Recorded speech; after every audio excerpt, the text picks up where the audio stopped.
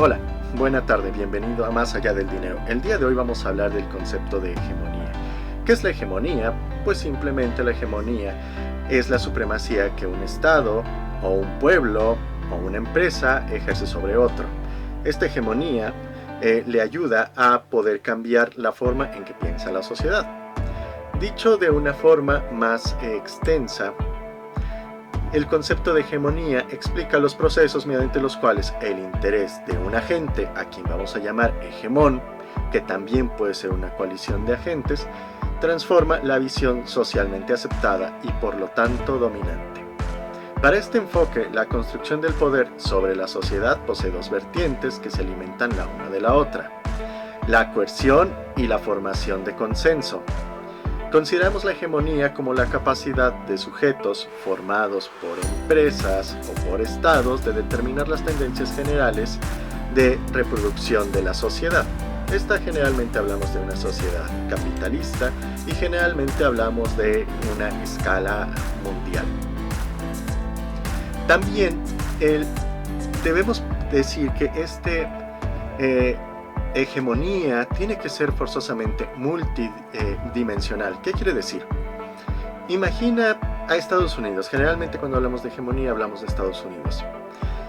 Estamos de acuerdo en que Estados Unidos ejerce una hegemonía, o ejerció una hegemonía, basado principalmente en su poder económico, pero también estaba apoyado por un notable poder militar, y también estaba apoyado por una fuerte penetración cultural.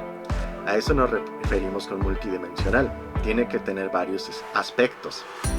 El día de hoy vamos a identificar tres dimensiones principales de esta disputa: la dotación de recursos y la competencia económica, las relaciones políticas y militares y el conjunto de relaciones culturales.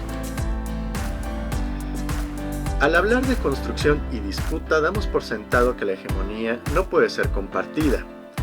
Pero en ciertos periodos de la historia, la disputa ha sido tan intensa que no existía una hegemonía mundial. Pero una vez establecida, ella es detentada por un solo sujeto. De acuerdo con nuestra definición, postulamos que el hegemón lo constituyen las grandes empresas transnacionales o lo constituyen los estados, concretamente Estados Unidos. Cuéntame, ¿tú qué piensas en esto? Medítalo un segundo, piénsalo ahora. Dímelo después, escríbelo en los comentarios. ¿Quién ejerce el poder actualmente? ¿Los estados o las empresas? Y, ligado a lo anterior, el concepto de hegemonía busca superar una fetichización de relaciones sociales al plantear que la construcción y disputa de la hegemonía conciernen centralmente a un sujeto, al que llamaremos sujeto hegemónico. Vamos a tender a considerar la hegemonía como una relación entre naciones. La hegemonía es vista como una relación entre las potencias del planeta. Ello implica una insuficiencia grave en el análisis. La hegemonía deja de lado una de las dimensiones esenciales del capitalismo, que es la formación del mercado mundial y la creciente interpretación de las sociedades. Debemos considerar la hegemonía como un proceso de construcción y transformación de relaciones sociales. Desde la perspectiva de sujetos, la hegemonía refiere el conflicto entre visiones del mundo basadas en un complejo de relaciones sociales: el control de la producción estratégica, el poderío militar, las capacidades político-diplomáticas y la proyección de valores imaginarios fuera de los espacios nacionales que los fabrican. Una insuficiencia que podemos subrayar concierne a las argumentaciones acerca del declive de la hegemonía estadounidense, que se ocupa en lugar de las relaciones económicas. El capitalismo norteamericano no puede ser reducido únicamente al ámbito nacional, pues los desequilibrios macroeconómicos también pueden ser leídos como indicadores de una posición de fuerza de agentes dominantes de este país, especialmente lo que toca a la capacidad de endeudamiento casi ilimitada y al papel del dólar como moneda oficial del mundo. A eso nos referimos con este punto.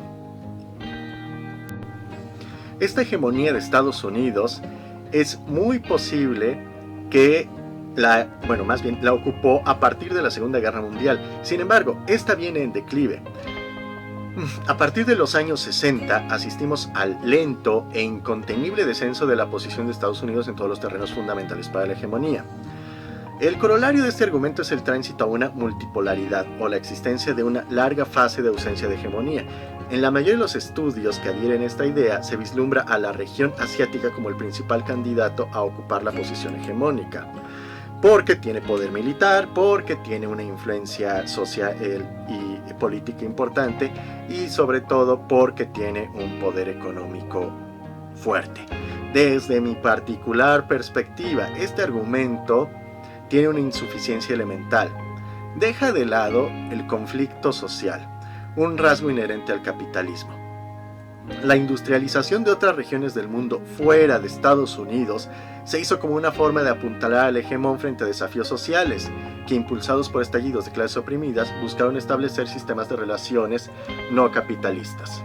Aún siendo hegemónico tras la guerra, el capitalismo estadounidense carecía de los recursos para ocupar el conjunto de las regiones desarrolladas, que diezmadas y destruidas, contaban con una importante herencia de desarrollo industrial y social.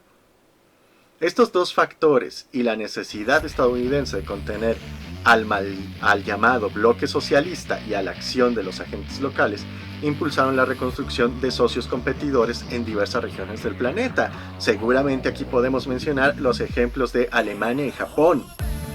La pregunta de por qué Estados Unidos no tiene la misma posición que en 1950 debe ser sustituido por el interrogante de cómo ha hecho Estados Unidos para mantenerse como líder económico y hegemón mundial en los marcos de un intenso proceso de desarrollo capitalista en escala planetaria. Este proceso acelerado ha sido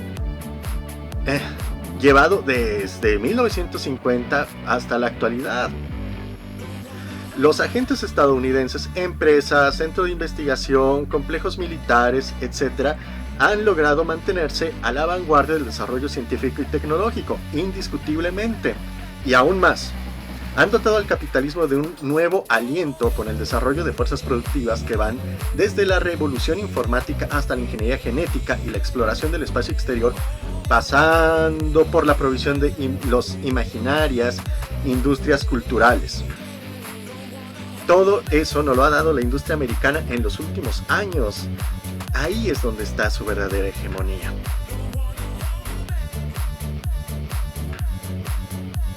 En términos concretos, podemos especificar las siguientes dimensiones para establecer un panorama de la correlación de fuerzas en la dimensión económica de la hegemonía o liderazgo económica mundial.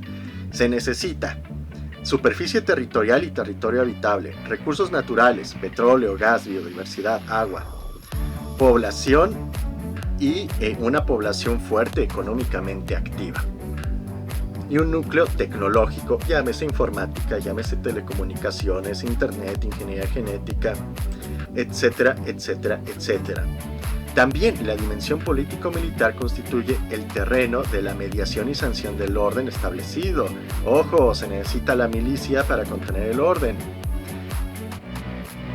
¿Se necesita también para invadir fronteras? En la actualidad yo diría que no, pero pues vemos ejemplos en los que ha sido necesario. Y por eso muchas de las naciones siguen teniendo un enorme gasto militar. Estados Unidos a la cabeza de todos ellos. Hasta donde vamos, hemos recapitulado en un concepto de hegemonía y también hemos visto que Estados Unidos estaba a la vanguardia y nos falta llegar a la conclusión. ¿Estados Unidos sigue a la vanguardia o ya está cayendo? ¿Qué te parece si eso lo revisamos en el siguiente video? Hasta la vista.